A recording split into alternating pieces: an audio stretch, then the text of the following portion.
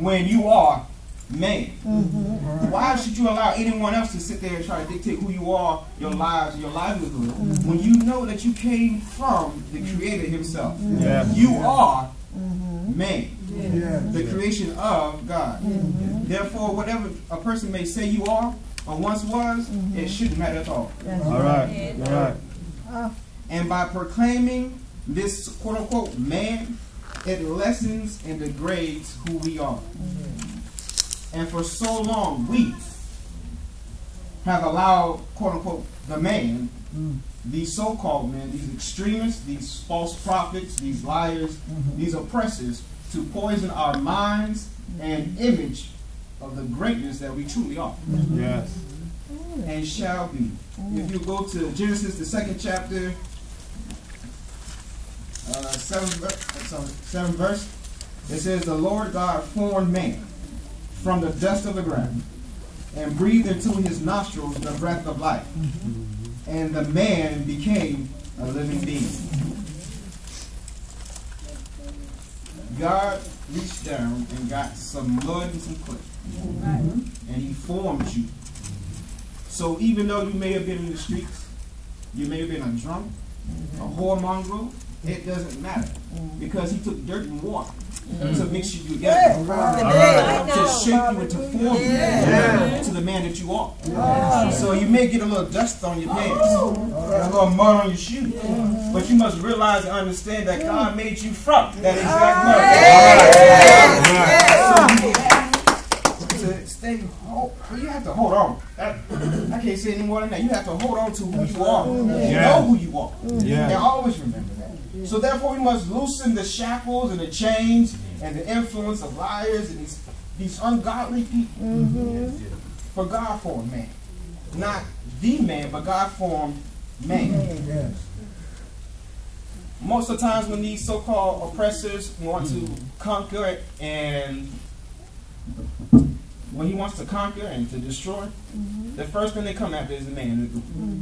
When these people call themselves colonializing villages and these savage peoples, the first thing they did, they came over and they would attack the men. They would enslave the women and children. They would rape and brutalize them.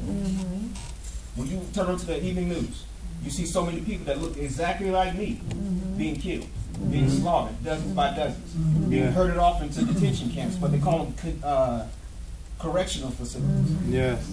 It's just an endless cycle of death. That's right. Yes. And we must realize that the first and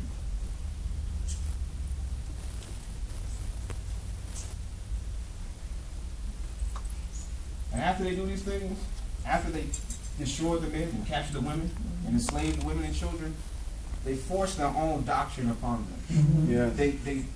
They try to switch up your mindset. They try to throw off all the morals and characteristics you learn with that man in the picture. So now that that strong, protected, that provider is no longer in the picture, it's just open game. That's why they've allowed us to think that we're lesser than who they are. We've allowed them to seep into our minds to think that the beautiful images of a beautiful brown-skinned woman is ugly.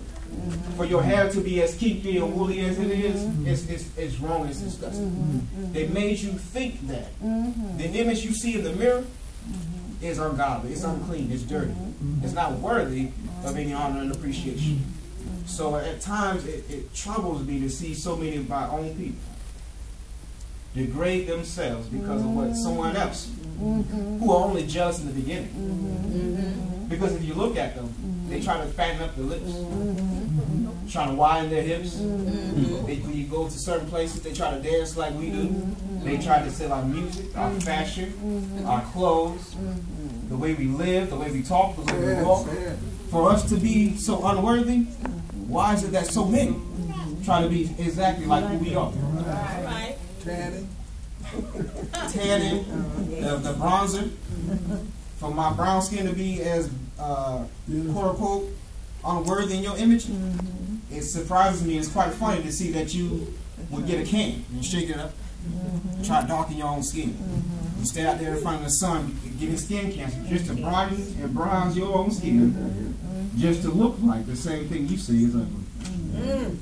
What you say? So there's one thing that we must do.